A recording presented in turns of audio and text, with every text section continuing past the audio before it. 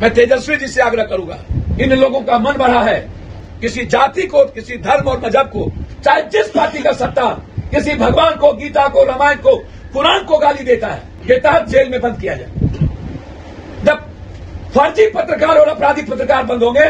सुना भी आपने, सबसे पहले तो इस गेंडा को जेल में डालना चाहिए, इस लेंडा को। जी हाँ, ये 1 नंबर का लेंडा है जो 1 मिनट में अपनी जुबान बदल देता है। ये वो गेंडा लेंडा है। जी हाँ, पप्पू यादव, तेरी कोई औकात नहीं है, तेरी कोई वैल्यू नहीं है, तुझे मंचों से भगा दिया जाता है, तेरी कोई औकात नहीं है, ठीक है। और तू कभी किसी का हो जाता है, कभी तू तेजस्वी यादव का हो जाता है, कभी तू तेजस्वी यादव के खिलाफ हो जाता है, कभी तू मनीष कश्यप का हो जाता है, कभी मनीष कश्यप के खिलाफ हो जाता है।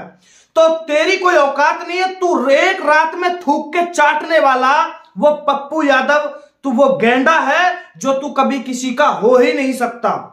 मैं तुझे बहुत अच्छा इंसान समझता था पप्पू यादव।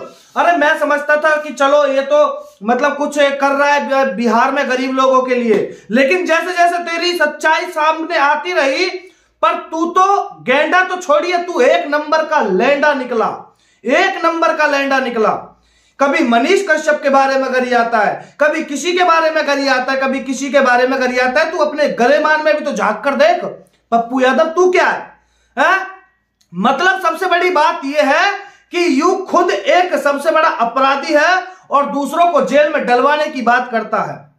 और सुनिए, अभी तो मनीष कश्यप से एनएसए हटा है, और सबसे बड़ी बात यह है कि तुम्हारा बाप मनीष कश्यप आ रहा है, और आकर मनीष कश्यप है उसका नाम, जब दूसरों के साथ अन्याय होता है तो उनको अच्छे से न्याय दिलाना जानता है। जब उस मनीष कश्यप के साथ, खुद के साथ अन्याय हो रहा है, तो क्या मनीष कश्यप अपने लिए नहीं लड़ेगा?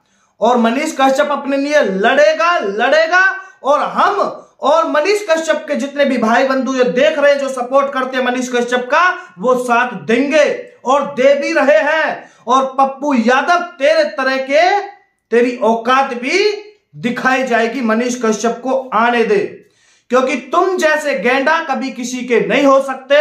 तुम 1 नंबर के गेंडा हो, तुम कभी किसी के नहीं हो सकते। यह समझता था कि भाई, मैं समझता था कि चलो ये ठीक होगा, लेकिन नहीं। कहते हैं ना, गंदगी का कीड़ा गंदगी में ही राजी। और ये पप्पू यादव इस तरह हो गया है, यानी कि उस 9वीं फेल अनपढ़ गवार मंत्री का इस तरह हो गया है जैसे कॉन्डम होता है ना, यूज किया और फेंक दिया, बस वही ये पप्पू यादव आरजेडी के लिए, नीतीश कुमार के लिए, इन सब के लिए बन चुका है। इसको यूज करते हैं, डाल देते हैं एक साइड में गंदगी में, तो ये वो गंदगी हो चुकी है।